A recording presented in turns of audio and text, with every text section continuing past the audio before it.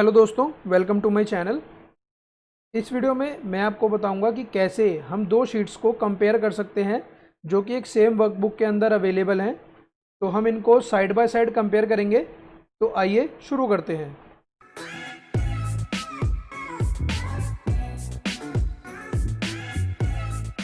दोस्तों, ये मैंने एक वर्कबुक ली है जिसके अंदर मेरी दो शीट्स हैं, 2019 एंड 2020।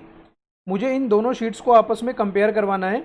इसका सबसे आसान तरीका यही है कि मैं इसकी एक टेम्परेरी डुप्लीकेट कॉपी क्रिएट कर लूँ। तो उसके लिए मैं व्यू टैब पे क्लिक करता हूँ और यहाँ पर एक ऑप्शन है न्यू विंडो। और दोस्तों, न्यू विंडो पे क्लिक करने से पहले मैं आपको एक चीज़ शो करना चाहूँगा।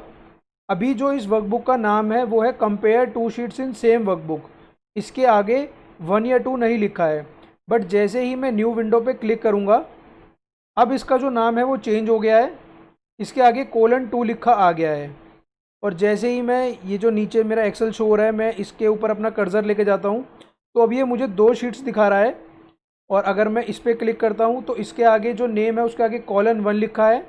और जो दूसरी वर्कबुक है, जैसे मैंने ऑल टैब प्रेस करा मेरी दूसरी वर्कबुक ओपन हो गई, उसके आगे :2 लिखा है।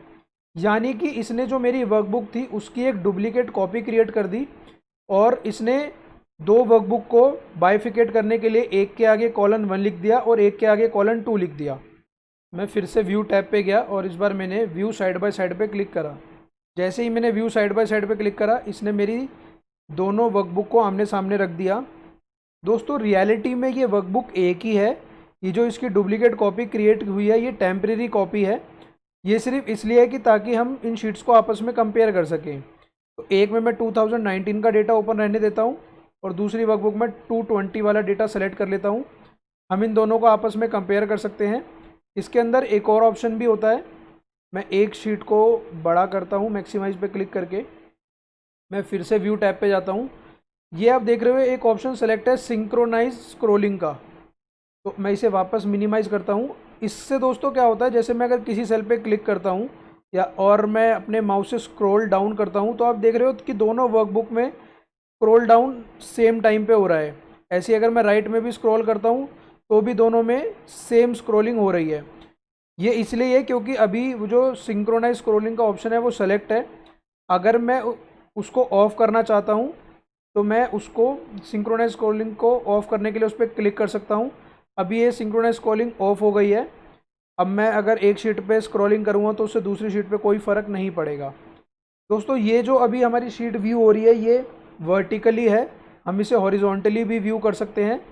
उसके लिए मैं फिर से व्यू टैब पे गया और मैंने अरेंज ऑल पे क्लिक करा और मैं यहाँ पे जाके हॉरिजॉन्टली को सेलेक्ट करता हूँ और ओके कर देता हूँ। तो ये जो मेरी दो वर्कबुक थी ये हॉरिजॉन्टली आ गई। बट क्योंकि हमें दोनों शीटों को कंपेयर करना वर्टिकली ज़्यादा ईजी होता है तो इसलिए मैं फिर से अरेंज ऑल पे गया और मैंने वर्टिकल सेलेक्ट करा और उसे ओके कर दिया। तो इसने मुझे जो मेरी शीट थी वो वर्टिकली ही दिखा दी।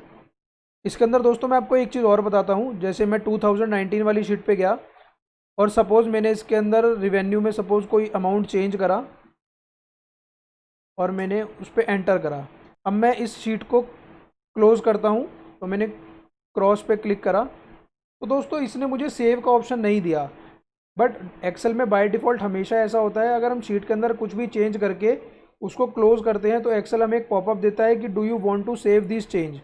बट इस टाइम इसने मुझे ऐसा पॉपअप इसलिए नहीं दिया क्योंकि वो जो बंद हुई है वो एक डुप्लीकेट कॉपी थी और जो मेरा चेंजेस थे वो इस शीट में आ गए हैं। बट जब मैं इस शीट को बंद करने की कोशिश करूँगा तो वो मुझे वो वाला ऑप्शन देगा कि मैंने जो ये चेंज करा था 2019 में मैं उसे सेव करना चाहता हूँ या नहीं।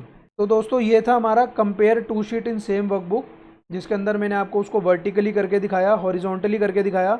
और मैंने आपको ये भी बताया कि अगर हम किसी वर्कबुक में कुछ चेंज करते हैं तो जब हम पहली वर्कबुक को अपनी क्लोज़ करते हैं तो वो हमें सेव करने का ऑप्शन नहीं देता। बट जब हम उसकी डुप्लीकेट कॉपी को बंद करके और अपनी वर्कबुक को एक्चुअल वर्कबुक को सेव करने की कोशिश करते हैं तो वो हमें वो ऑप्शन दे देता है। तो दोस्तों, इस वीडियो के लिए इतना ही। अगर आप इस वर्कबुक को डाउनलोड करना चाहते हैं तो इसका लिंक मैं डिस्क्रिप्शन बॉक्स में दे दूँगा, वहाँ से आप इसे ईजिली डाउनलोड कर सकते हैं।